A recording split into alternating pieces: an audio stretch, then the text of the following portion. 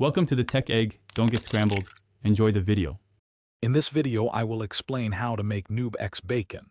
First, gather your ingredients and tools. You will need about 1 pound of quality bacon, a few slices of bread, and some simple seasonings. Ensure your pan is ready for even cooking.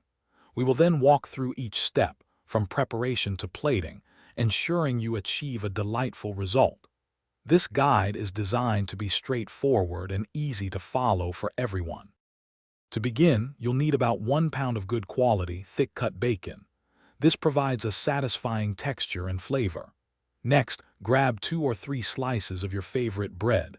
White or sourdough works wonderfully.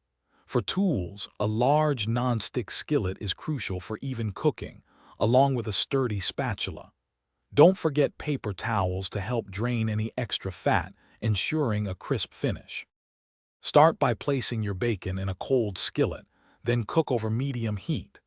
This allows the fat to render slowly, resulting in perfectly crispy bacon in about 8 to 10 minutes.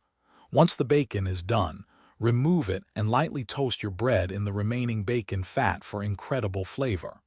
Finally, layer the crispy bacon onto the toasted bread to create your delicious Noob X bacon.